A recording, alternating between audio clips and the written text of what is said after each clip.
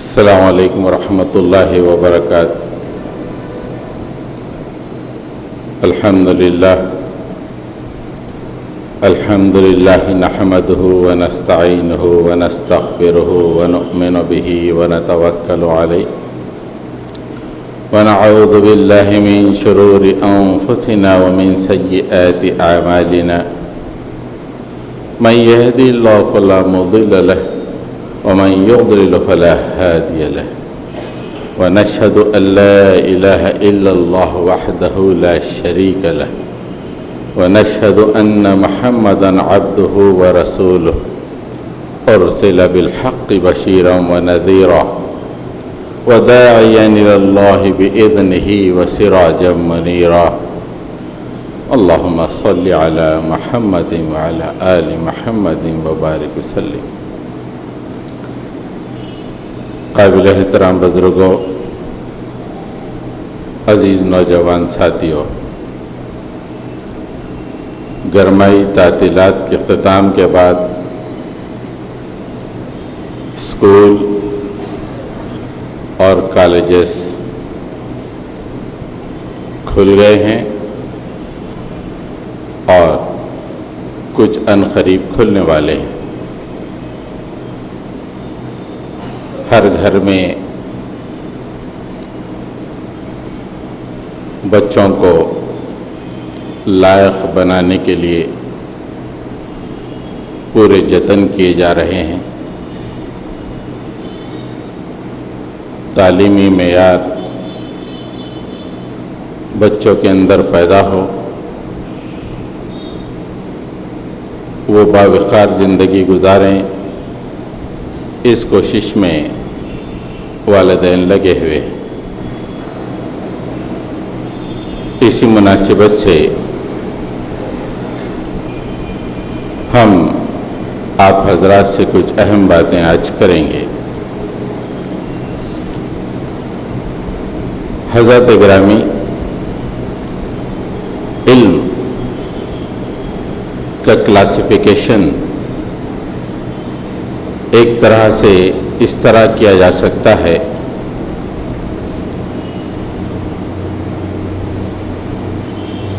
کہ علم کے تین حصے،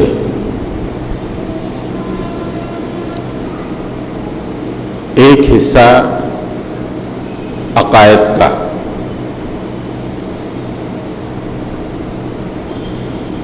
دوسرا حصہ انسانی سماج کے اصول و ضوابط کا، اور علم کا تیسرا حصہ قرآنی زبان میں علم الاسماء، اس کو آج کل کی زبان میں سائنس اور ٹیکنالوجی کہا جاتا ہے۔ عقائد و افکار، انسانی سماج کے اصول و ضوابط، اور سائنس اور ٹیکنالوجی، یہ ملائیں گے تو یہ کل علم ہوگا۔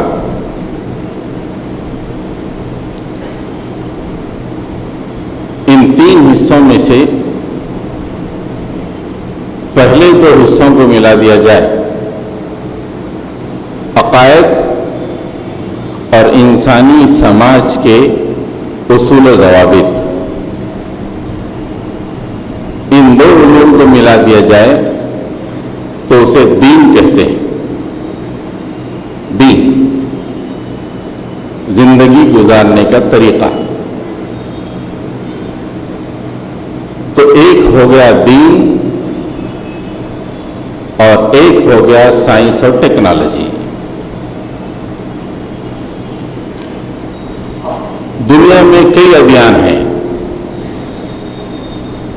عقائد کئی ہیں، اور ان عقائد کی روشنی میں لوگوں نے انسانی سماج کے الگ الگ اصول و ضوابط بنا لیے ہیں۔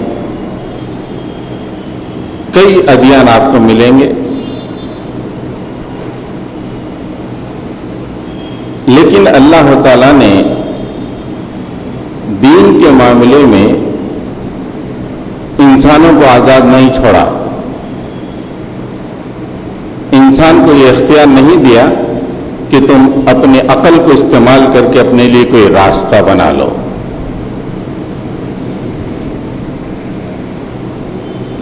عقائد اور انسانی سماج کے اصول و ضوابط، اس کے لیے اللہ تعالیٰ نے رہنمائی کی، ہدایت کی، اور سائنس اور ٹیکنالوجی کے معاملے میں اللہ تعالیٰ نے انسانوں کے اوپر چھوڑ دیا، غور و فکر کرو، علم میں ترقی کرو۔ دین کے معاملے میں غور و فکر نہیں ہے۔ ہاں، حالات کے بدلنے سے تھوڑا سا تغیر آ سکتا ہے تو قرآن و حدیث کی روشنی میں اجتہاد ہو سکتا ہے، لیکن بیسکس ختم، اس میں کوئی تبدیلی آ نہیں سکتی۔ دنیا میں کئی دین ہیں، لیکن اللہ تعالیٰ فرماتا ہے ان الدین عند اللہ الاسلام، بے شک زندگی گزارنے کا طریقہ، دین جو ہے اللہ کے نزدیک صرف اسلام ہے۔ اسلام سے ہٹ کے جتنے طریقے ہیں، جتنے ادیان آپ کو ملیں گے، وہ تمام کے تمام گمراہ ہیں اور وہ دوزخ کی طرف لے جانے والے ہیں۔ اور وہ آیت جو حجۃ الوداع کے موقع پہ نازل ہوئی، اس میں بھی اللہ تعالیٰ نے یہی کہا کہ دنیا میں کئی ادیان ہو سکتے ہیں، لیکن میں جس دین کے لیے راضی ہوں وہ اسلام ہے جو میں نے بھیجا ہے۔ الیوم اکملت لکم دینکم واتممت علیکم نعمتی ورضیت لکم الاسلام دینا، میں نے تمہارے لیے راضی ہوا اسلام کو طریقہ زندگی کے طور پر۔ دین کا مطلب طریقہ زندگی، عقائد اور اسلامی سماج کے اصول و ضوابط۔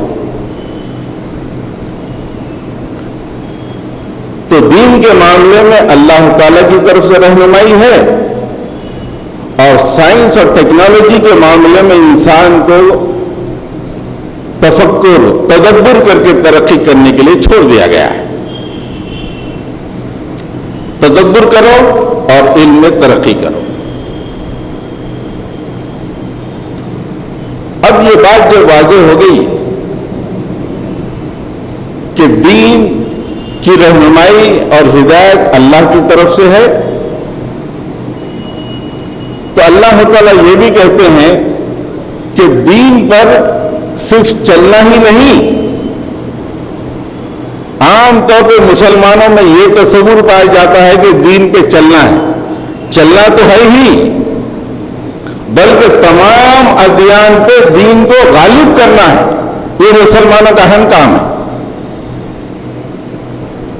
عام طور پہ تصور ہے کہ دین پہ چلو، دین کا راستہ اختیار کرو، یہ تو کرنا ہی ہے، بلکہ مسلمانوں کی ذمہ داری یہ ہے کہ اس دین کو تمام ادیان پر غالب کر دینا، اظہار ہونا اس کا، محکوم ہو کے نہیں رہنا۔ اللہ کا دین محکوم، غریب، فقیر کی حیثیت میں زمین پہ نہیں رہنا، اللہ کا دین داتا کی حیثیت میں زمین پہ رہنا، بڑھ کر رہنا، تمام ادیان پہ اس کا ہاتھ اونچا رہنا، یہ کام ہے مسلمانوں کا۔ صرف دین پہ چلنے سے ہوتا یہ ہے کہ آدمی دین کو محکوم بنا دیتا ہے، بلکہ مسلمانوں کو کوشش کر کے اس دین کو غالب کرنا چاہیے۔ قرآن مجید میں نبی کریم صلی اللہ علیہ وسلم کی تعریف کے سلسلے میں جو آیتیں آئی ہیں، اس میں اہم ترین آیت یہ ہے هو الذی ارسل رسولہ بالہدی ودین الحق لیظہرہ علی الدین کلہ، علی الدین کلہ، زمین پہ جتنے ادیان ہیں، کل جتنے ادیان ہیں اس پہ کیا کرنا؟ لیظہرہ، دین اسلام کو غالب کرنا۔ اس لیے اللہ تعالیٰ نے نبی کریم صلی اللہ علیہ وسلم کو بھیجا، هو الذی ارسل رسولہ بالہدا و دین الحق، اللہ نے جو رہنمائی کی عقائد اور انسانی سماج کے اصول و ضوابط وہ دین حق ہے. اس دین حق کو اور بینات کے ساتھ اللہ تعالیٰ نے نبی کریم صلی اللہ علیہ وسلم کو روانہ کیا. کیوں؟ صرف اس پہ چلنے کے لیے نہیں، اس کے مطابق زندگی گزارنے کے لیے نہیں، بلکہ لیظہرہ علی الدین کلہ، زمین پہ جتنے ادیان ہیں ان تمام پہ اس کو غالب کرے. یہ مسلمانوں کا کام ہے. حضرت گرامی، دین پہ چلنا اور دین کو غالب کرنا بہت بڑا ڈفرنس ہے. جس قوم کے پاس سائنس اور ٹیکنالوجی ہوتی ہے آج کے دور میں، اس قوم کا دین آج کے زمانے میں غالب رہتا ہے. جس کے پاس بھی سائنس اور ٹیکنالوجی پہ دسترس حاصل ہے، اس قوم کا دین تمام ادیان پہ غالب ہوتا ہے. جس قوم کے پاس سائنس اور ٹیکنالوجی پہ دسترس نہیں ہوتی، وہ اپنے دین کو محکوم بنا کے رکھ دیتا ہے. آج کے دور میں، آج مغرب کی طرف آپ نگاہ اٹھا کر دیکھیے، سائنس اور ٹیکنالوجی کی انتہا پر، اور اس کا دین چل رہا ہے ساری دنیا میں. مصر میں اسلام نہیں چل سکتا، شام میں اسلام نہیں چل سکتا. 100% مسلم آبادی. سعودی عرب میں صرف حج نمازوں سے ہٹ کے اسلام نہیں چل سکتا. دنیا کے اسلامی 56 ممالک جہاں پہ 100% مسلمان آبادی، اسلام نہیں چل سکتا. اس لیے کہ ان 56 ممالک میں سائنس اور ٹیکنالوجی نہیں ہے. سائنس اور ٹیکنالوجی اس کے پاس ہے جو لادینیت کا مالک ہے، جو اباحیت کا مالک ہے، جو مراج پھیلانے کا مالک ہے. ساری دنیا میں اسی کا دین چل رہا ہے. آج آپ دیکھیں کہ برقع پہننا جرم ہے چند ممالک میں. کیوں؟ اسلام میں تو برقع پہننا چاہیے. آپ کا دین نہیں چل سکتا، آپ کا حکم ہے. کیوں؟ سائنس اور ٹیکنالوجی میں پیچھے. آپ اپنے اسلامی افکار کے مطابق زندگی گزارنا چاہیں، نہیں، آپ کو اجازت نہیں ہے. ہم جو دین بتا رہے ہیں وہ دین پہ چلو.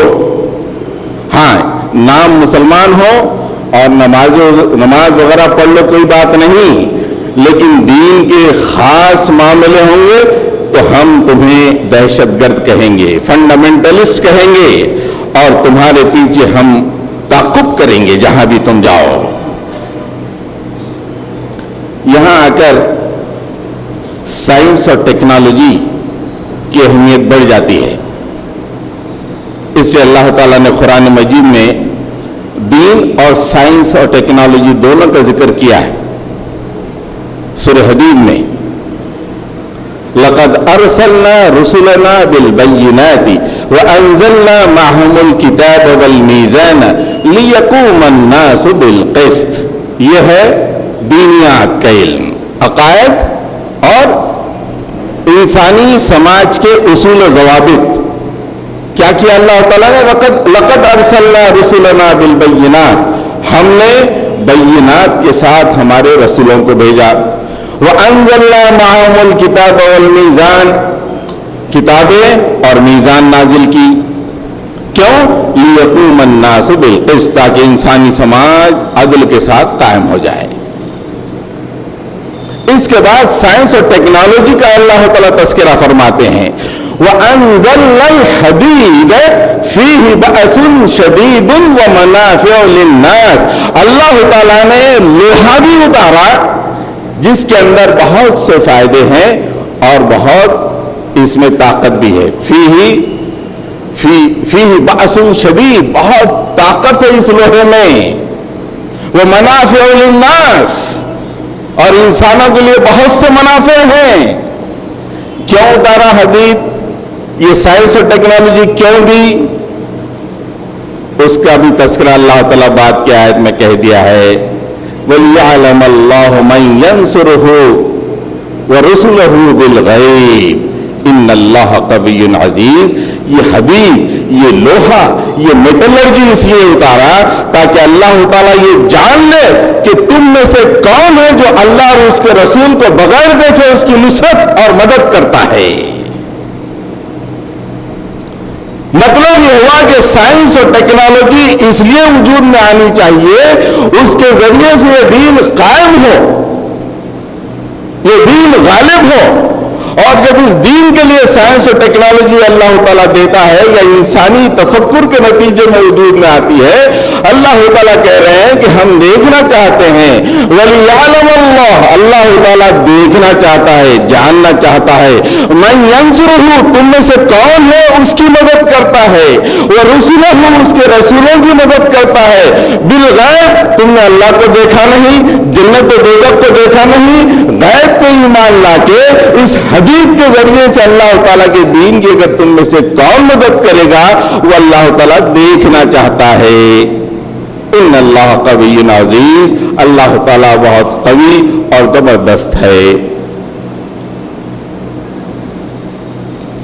حضرات گرامی، سائنس اور ٹیکنالوجی کا علم یہ دنیوی علم نہیں، یہ علم انسانی تفکر و تدبر کے نتیجے میں جب وجود میں آتا ہے، اللہ تعالیٰ کہہ رہے ہیں اس کے ذریعے سے ہمارے دین کو غالب کرو۔ اس لیے ہونا چاہیے، کچھ پڑھ لکھ کے نوکریاں حاصل نہیں کرنا چاہیے، بہترین گھر سجانا نہیں چاہیے، بلکہ اگر تم نے سائنس اور ٹیکنالوجی کا علم حاصل کیا ہے، ہم دیکھنا چاہتے ہیں مَن يَنصُرُهُ وَرُسُلُهُ بِالْغَيْبِ، تم میں سے کون اپنے علم کے ذریعے سے اللہ تعالیٰ کے دین کی مدد کرنا چاہتا ہے۔ آئیے آج ہم آپ حضرات کے سامنے، نوجوان ذرا کان کھول کے سن لے کچھ اہم باتیں۔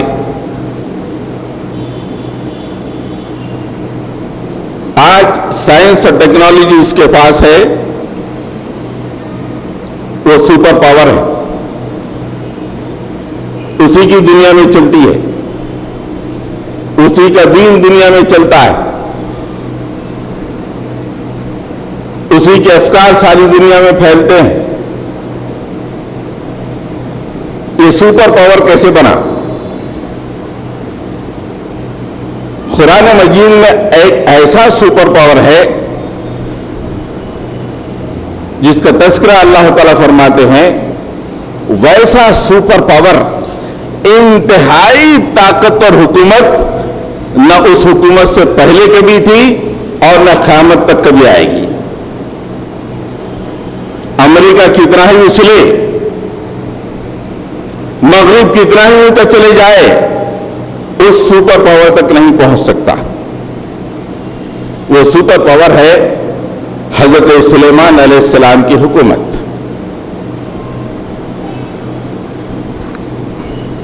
انہوں نے دعا کی تھی، قال رب اغفر لی وہب لی ملکا لا ينبغی لأحد من بعدی انک انت الوہاب، اے اللہ میرے گناہوں کو معاف کر دے اور مجھے ایسی سلطنت، ایسی حکومت عطا فرما کہ پھر میرے بعد کسی اور کے لیے شاہ نشان نہ ہو، کسی اور کے لیے زیبا نہ ہو، ایسی شاندار عظیم الشان حکومت مجھے عطا فرما، بے شک تو داتا ہے، سب کچھ عطا کرنے والا ہے۔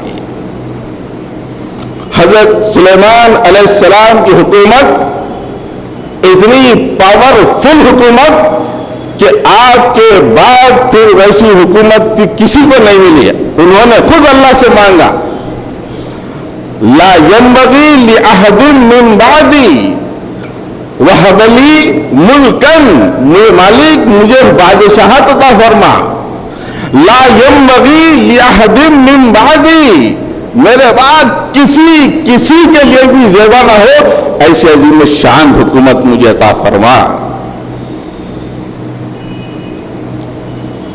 آئیے اس عظیم الشان پاور کا جائزہ لیتے ہیں، کیسے عظیم الشان پاور تھی۔ حضرت سلیمان علیہ السلام کے بارے میں آتا ہے، ایک سے زیادہ مقامات پر تذکرے ملیں گے آپ۔ سورہ انبیاء میں ان کا تعارف کروایا گیا، وَلِسُلَيْمَانَ الرِّيحَ عَاصِفَةً تَجْرِي بِأَمْرِهِ إِلَى الْأَرْضِ الَّتِي بَارَكْنَا فِيهَا۔ سلیمان کے تابع ہم نے ہوا کو کر دیا تھا۔ ہوا جو چل رہی ہے حضرت سلیمان علیہ السلام کے تابع کر دیا تھا۔ تجری بِأَمْرِهِ، حضرت سلیمان کے حکم سے وہ چلتی تھی۔ إِلَى الْأَرْضِ الَّتِي بَارَكْنَا فِيهَا، اور اس زمین کی طرف چلتی تھی جس کو ہم نے برکتوں سے نوازا تھا۔ یہ ہوا کا تذکرہ ہے۔ دوسرے مقام پہ اللہ تعالیٰ فرماتے ہیں وَلِسُلَيْمَانَ الرِّيحَ غُدُوُّهَا شَهْرٌ وَرَوَاحُهَا شَهْرٌ۔ حضرت سلیمان علیہ السلام کو اللہ تعالیٰ نے ہواؤں پر فوقیت دی تھی، اور وہ ہوا کیسی تھی؟ صبح کی ہوا 1 مہینے تک چلتی تھی اور شام کی ہوا 1 مہینے تک چلتی تھی۔ یہ سورہ سبا میں اس کا تذکرہ ملتا ہے۔ سورہ صاد میں اللہ تعالیٰ فرماتے ہیں فَسَخَّرْنَا لَهُ الرِّيحَ تَجْرِي بِأَمْرِهِ رُخَاءً حَيْثُ أَصَابَ۔ ہم نے ہوا کو سلیمان کے تابع کر دیا تھا، اور وہ سلیمان جس طرف چاہتا اس ہوا کو چلاتا۔ ان تمام مقامات پہ غور و فکر اور پرانے اور نئے تفاسیر پڑھنے کے بعد یہ بات واضح ہوتی ہے کہ اس زمانے میں سمندر پہ جو جہاز اور کشتیاں چلتی تھیں وہ ہوا کے زور سے چلتی تھیں۔ بعض موافق اور بعض مخالف وہیں سے آیا ہے۔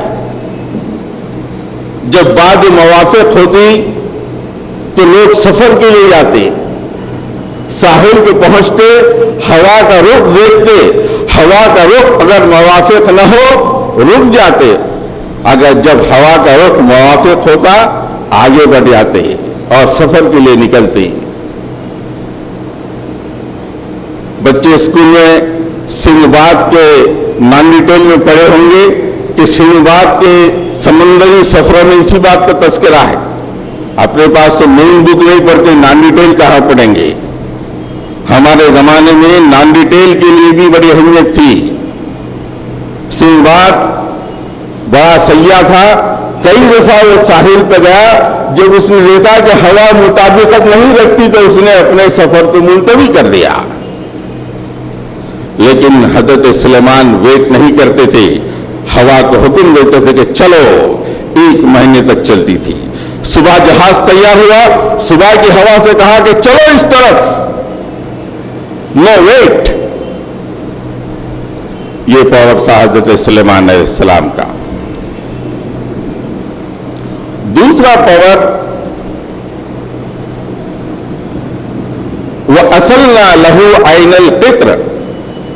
اللہ تعالیٰ نے فرمایا ہم نے سلیمان کے لیے دھات کو، تانبے کو بہا دیا، تانبے کے چشمے کو بہا دیا۔ اس آیت پہ غور و فکر کرنے کے بعد یہ پتہ چلتا ہے کہ حضرت سلیمان علیہ السلام کے زمانے میں مولانا مودودی نے اس کی تفسیر میں بہت لکھا ہے کہ اس علاقے میں جہاں پہ حضرت سلیمان علیہ السلام کی حکومت تھی، ایسی بڑی بڑی بھٹیاں ملی جس میں لوہا پگھلایا جاتا تھا اور تانبا پگھلایا جاتا تھا۔ تو حضرت سلیمان علیہ السلام کے زمانے میں میٹلرجی بھی عروج پر تھی، تانبے اور لوہے کی صنعت کافی عروج پر تھی. آپ سپر پاور تھے اس زمانے کے. اس کے بعد وَحُشِرَ لِسُلَيْمَانَ جُنُودُهُ مِنَ الْجِنِّ وَالْإِنسِ وَالطَّيْرِ وَهُمْ يُوزَعُونَ. حضرت سلیمان علیہ السلام کی فوج میں تین چیزیں. ایک جنوں کی فوج، ایک انسانوں کی فوج اور ایک پرندوں کی فوج. وَحُشِرَ لِسُلَيْمَانَ جُنُودُهُ، سلیمان کے لیے اس کی فوج میں ہم نے جمع کیا. کون؟ من الجن، جن، والانس، انسان، اور تیسرے والطیر، پرندے. وَهُمْ يُوزَعُونَ، پورے کے پورے ڈسپلن تھے. اب آئیے یہ پورے ذہن میں رکھیے، آخری 5 منٹ میں سپر پاور کیسے بنتا ہے اور ہم کو تعلیم میں کہاں تک پہنچنا ہے یہ واضح ہو جائے گا.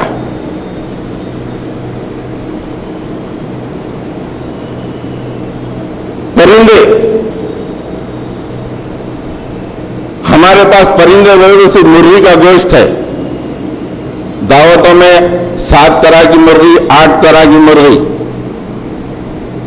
لیکن قرآن مجید میں پرندوں نے 4 اہم کام کیے ہیں.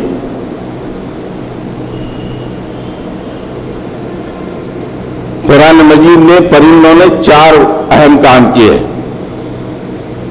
حضرت سلیمان علیہ السلام کے دربار کا جو حدود تھا اس نے 2 اہم کام کیے. سنیے،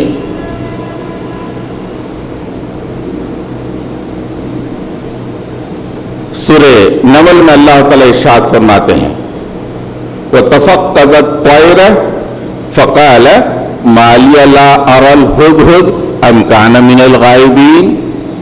جب حضرت سلیمان علیہ السلام نے تمام پرندوں کا رول کال لیا، فوج جو ہوتی ہے پوری فوج میں پورے فوجی ہیں نہیں ہیں دیکھنے کے لیے رول کال ہوتا ہے.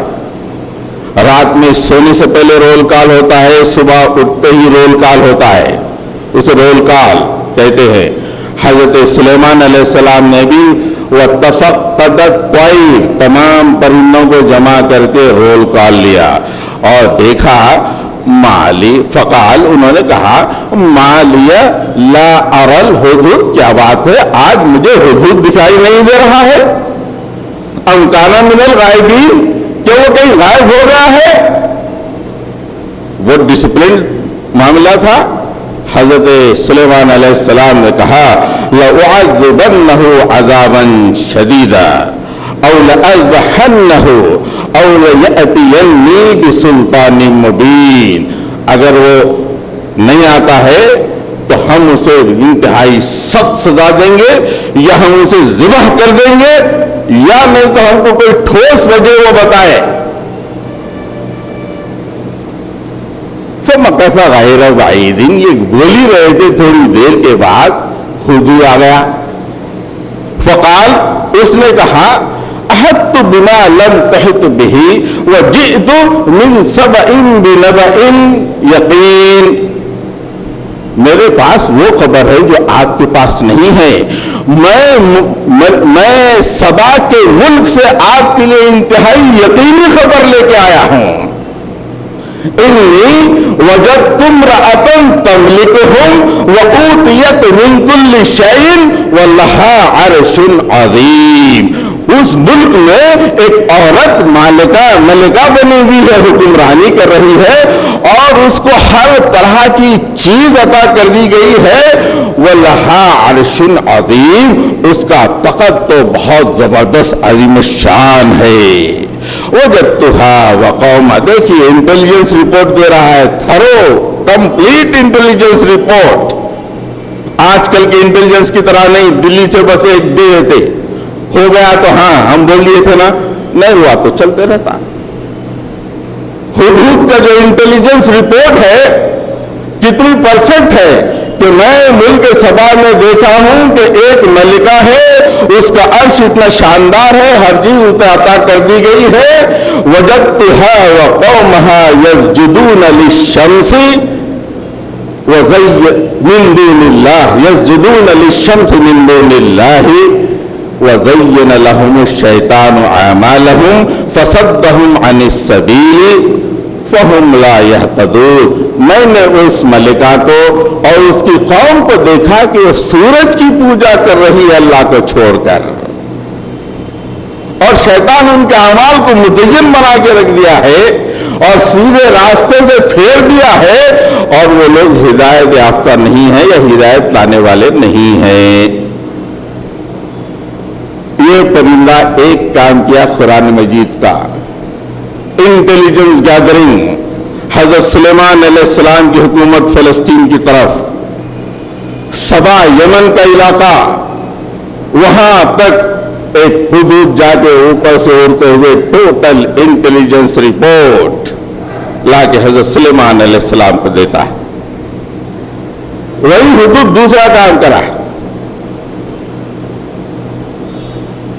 اذهب بکتابی ھذا فألحق، یعنی یہ میری چٹھی لے جاؤ اور ان کی طرف اس چٹھی کو پھینک دو، یعنی یہاں سے تم میرا میسج لے جاؤ اور ملکہ سبا کے دربار میں پھینک دو.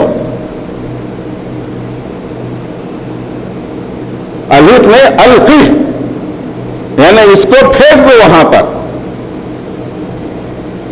تو یہ دوسرا کام قرآن کا پرندہ کر رہا ہے. ایک تو انٹیلیجنس گیدرنگ اس نے کی، اور دوسرا کام کیا ہے کہ میسج کو پہنچایا حضرت سلیمان علیہ السلام کا ملکہ سبا کے پاس. قرآن کا تیسرا پرندہ ہم بار بار چھوٹے بچوں کو تو یاد دلاتے ہیں، الم تر کیف فعل ربک باصحاب الفیل الم یجعل کیدہم فی تضلیل وارسل علیہم طیرا ابابیل ترمیہم بحجارۃ من سجیل. جب ابرہہ آیا نبی کریم صلی اللہ علیہ وسلم کی بعثت سے پہلے اور مذموم خیال اور خواہش لے کے آیا کہ خانہ کعبہ کو ڈھا دیں گے، تو اللہ تعالیٰ نے کیا کیا، ابابیل پرندوں کے جھنڈ کو بھیج دیا اور وہ فوج پہ چھا گئے. اور انہوں نے کیا کیا، ترمیہم بحجارۃ، ان کے چونچوں میں پتھر تھے اور پیروں میں پتھر تھے، ان پتھروں کو ابرہہ کی فوج پہ پھینک دیا، پوری فوج کو ہلاک کر دیا. یہ پرندے کا تیسرا پرندہ ہے قرآن مجید کے جو کام کیا ہے.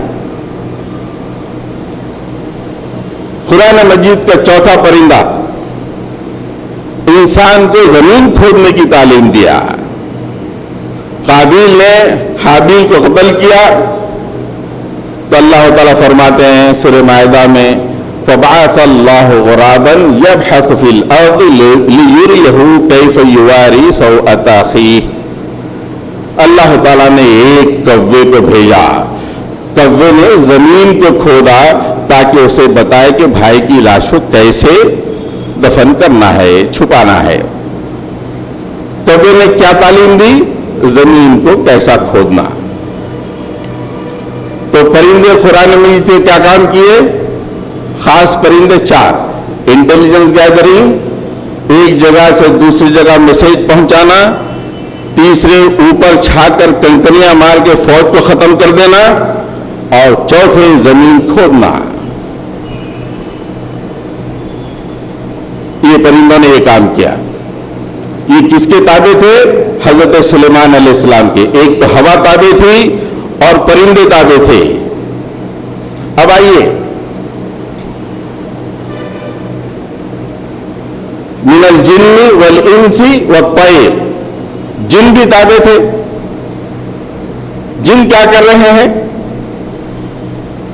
تو جنوں کے بارے میں اللہ تعالیٰ سورہ انبیاء میں فرماتا ہے وَمِنَ الشَّيَاطِينِ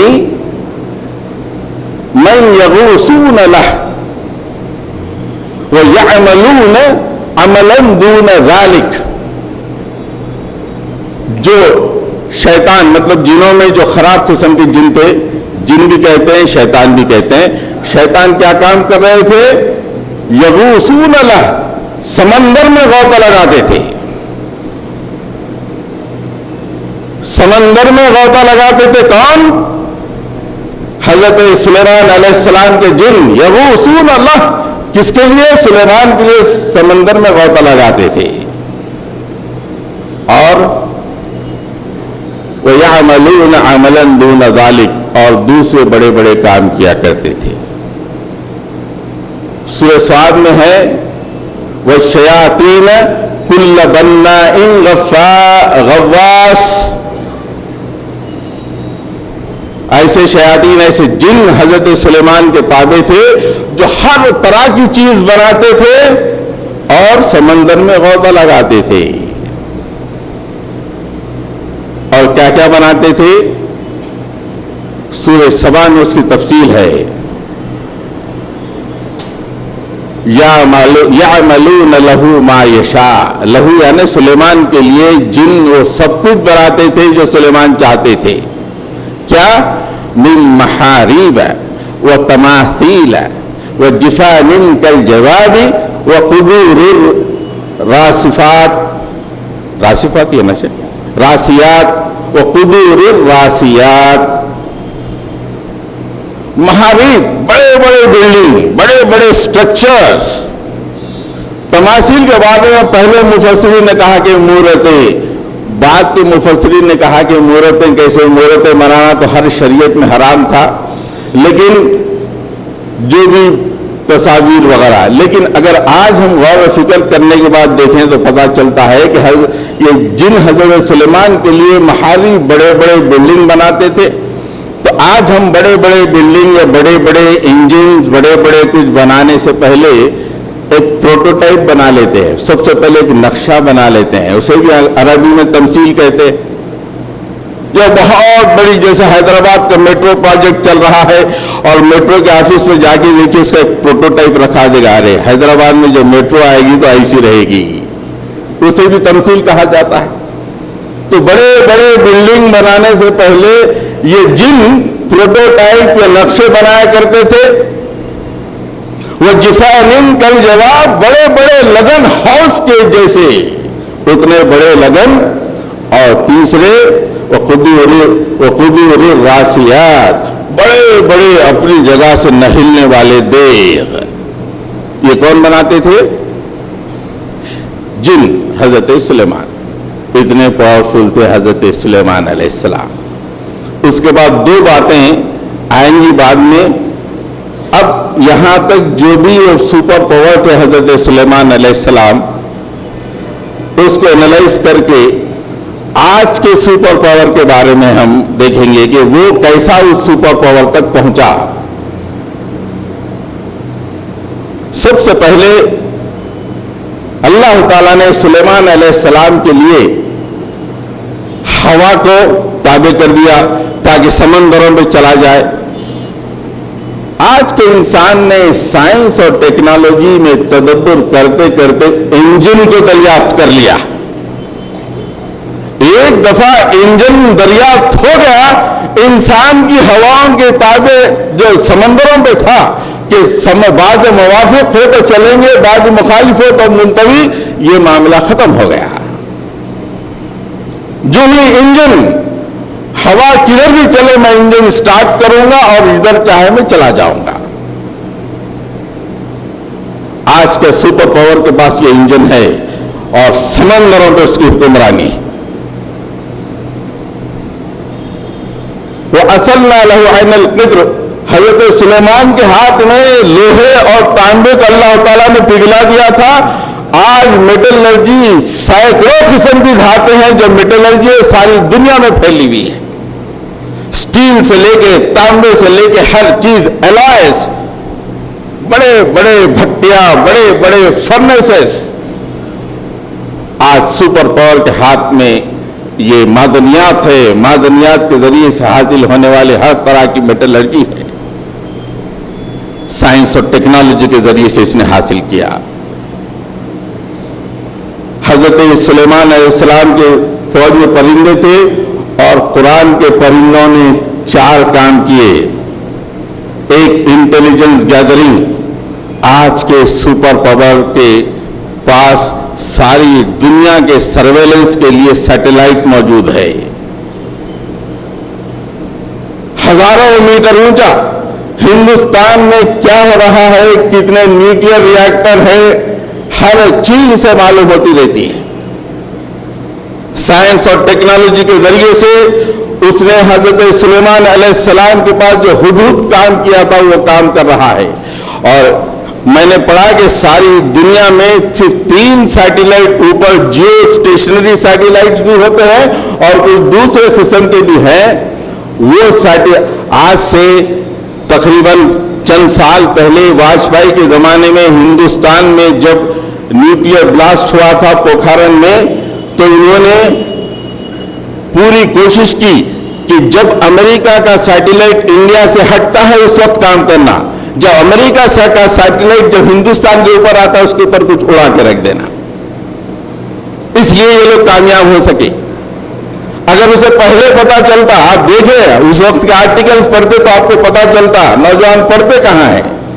اس کے سیٹلائٹ سے بچنے کے لیے انہوں نے وہ پیریڈ میں جب کہ سیٹلائٹ ہندوستان سے ہٹتا ہے اپنے کاموں کا انجام دیا پورے، اور جو سیٹلائٹ آ رہا ہوتا اس وقت اس پہ اڑا کے رکھ دیتے کہ کچھ نہیں ہو رہا ہے۔ دوسرا کام میسیجنگ۔ بچے تو ای میل میسیجنگ تو سیکنڈ میں کر رہے ہیں آج کل۔ ٹیکنالوجی اتنی ہو گئی کہ سیکنڈ خالی کھٹکا دبا میسیج پہنچ جاتا ہے۔ قرآن کا تیسرا پرندہ اوپر سے کنکر پھینکا، آج تو خون خرابی کی تاریخ اس کے ہاتھ پہ ہے۔ اس کے پلین اوپر سے آتے ہیں اور بڑے بڑے باموں کو زمین پہ پھینک کے چلے جاتے ہیں۔ قرآن کا چوتھا پرندہ جس نے انسان کو تعلیم دی، زمین کھودو، اس تعلیم کو سیکھ کے زمین کو کھودنے کی وہ ٹیکنالوجی اس نے ایجاد کر لی کہ زمین کے اندر کی جتنی معدنیات، پیٹرول وغیرہ سب کچھ وہ حاصل کر رہا ہے۔ مسلم علاقے میں بہت سارے ذخیرے ہیں لیکن ان کے پاس ٹیکنالوجی نہیں ہے زمین کو کھودنے کی۔ غلام بنے ہوئے سرکار ہمارے پاس پیٹرول نکالیے، زمین کھودنا ہم کو نہیں آتا ہے صحیح طور پر۔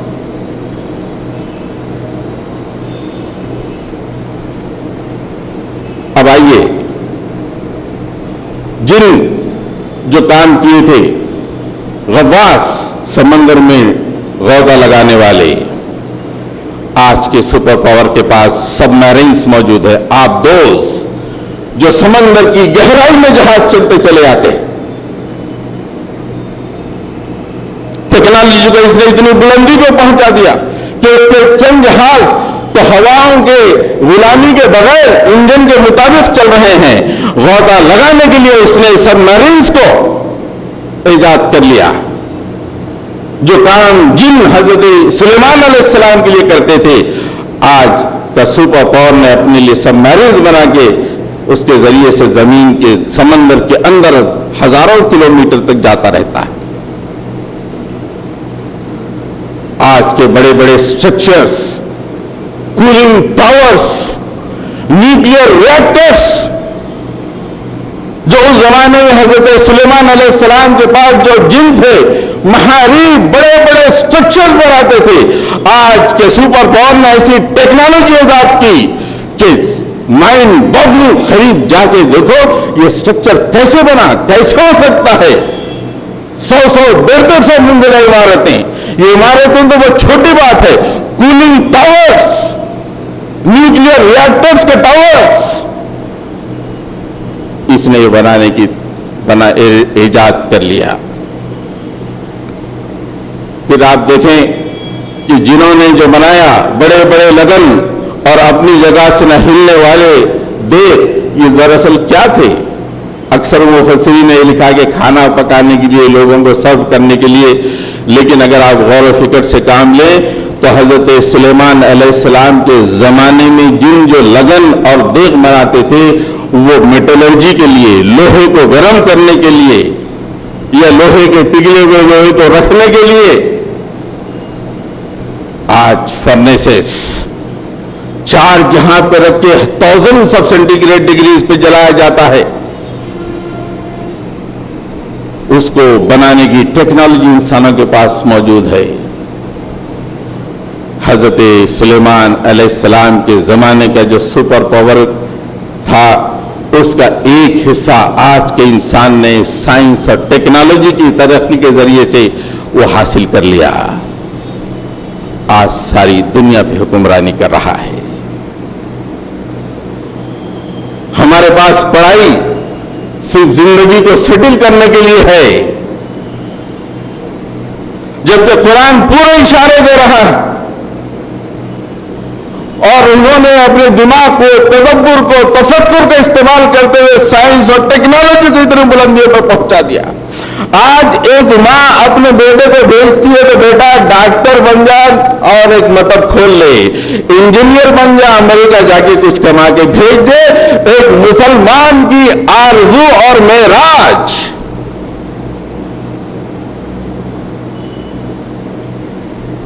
حضرت گرامی، اب اس موقع پہ میں آپ کو بتاؤں کہ آج کا سپر پاور حضرت سلیمان علیہ السلام کے سپر پاور کے نیچے ہے۔ 2 باتیں، حضرت سلیمان علیہ السلام نے جب انہیں پتا چلا کہ ملکہ سبا کا عرش ہے، انہوں نے کہا کہ اسے لے کے آؤ۔ قال یا ایھا الملأ ایکم یأتینی بعرشها قبل ان یأتونی مسلمین۔ کون ہے؟ دربار میں انہوں نے اعلان کیا، کون ہے وہ عرش کو میرے پاس لے آئے اس سے پہلے کہ وہ لوگ متی ہو کے میرے پاس آئے؟ قال عفریت من الجن انا آتیک بہ ان تقوم من مقامک۔ ایک قوی ہیکل جن بولا، آپ دربار برخاست کرنے سے پہلے میں اسے لا کے آپ کے سامنے رکھ دوں گا۔ ایک اور صاحب تھے وہاں پر، آج کی زبان میں آج کی پارلانس میں کہا جائے گا کہ ٹاپ موسٹ سائنٹسٹ۔ قال الذی عنده علم الکتاب، اللہ تعالیٰ فرمائے، جن نہیں فرمایا، قال الذی عنده علم الکتاب، ایک صاحب دربار میں تھے جن کے پاس کتاب کا علم تھا، انہوں نے کیا کہا؟ انا آتیک بہ ان یرتد الیک طرفک، آپ پلک جھپکنے سے پہلے میں اسے حاضر کر کے رکھ دوں گا۔ یہ ٹیکنالوجی ان ظالموں کے پاس نہیں ہے۔ اگر ان کے پاس ہوتی، چائنا ذرا اچھل رہا ہے اس کا نیوکلیر ریئیکٹر لا لو، سائنٹسٹ آنے واحد میں لا کے رکھ دیتے۔ ہندوستان کے پاس یہ جا کے لا لو، پٹ کے ساتھ لے کے آتے۔ یہ ٹیکنالوجی، یہ سائنٹسٹ، یہ لیول کا سائنٹسٹ جو حضرت سلیمان علیہ السلام کے پاس تھا، وہ سائنٹسٹ آج اتنی ترقی کے باوجود بھی یہاں پہ موجود نہیں ہے۔ ہاں، اپنے پاس کے میزائلز کو لوگوں تک ڈیلیور کر سکتے ہیں، لیکن لوگوں کے پاس کی کسی چیز کو جو لوگوں کے قبضے میں وہ اپنے پاس نہیں لا سکتے ہیں۔ یہ پاور حضرت سلیمان علیہ السلام کے پاس تھا، اس لیے اللہ تعالیٰ سے انہوں نے دعا کی تھی، ملک لا ینبغی لأحد من بعدی، میرے بعد ایسی حکومت کسی کو نہ دے جو میرے ایسی حکومت ہو۔ لیکن تقریباً 80% حضرت سلیمان علیہ السلام کے جو پاورز تھے، سائنس اور ٹیکنالوجی کے ذریعے سے آج کے سپر پاور نے حاصل کر لیے، اور جب وہ اس مقام پر پہنچا ہے، ساری دنیا میں اپنی شریعت چلا رہا ہے۔ آپ برقع فرانس میں نہیں پہن سکتے، آپ داڑھی لمبی نہیں چھوڑ سکتے، آپ بس چلو۔ ابھی تو کچھ دن پہلے یہ بھی خبر آپ نے پڑھی ہوگی، افسوس کر کے 4 مل کے بات کر کے پھر بریانی کھانا شروع کر دیے ہوں گے کہ اس کے پاس یہ بھی پلان تھا کہ حرمین کو بمباری کر کے ختم کر دیں۔ اردو اخبارات کی سرخی بنی تھی۔ کیوں؟ ظالم کے پاس ٹیکنالوجی ہے، اور ہمارے بچے پڑھ لے بیٹا، اچھی نوکری مل جاتی، اچھا ڈاکٹر بن جاتا، قوم کو اٹھاؤ، اسلام کو غالب کرو. نہیں، یہ تصور نہ ماں دے رہی ہے نہ باپ دے رہی ہے.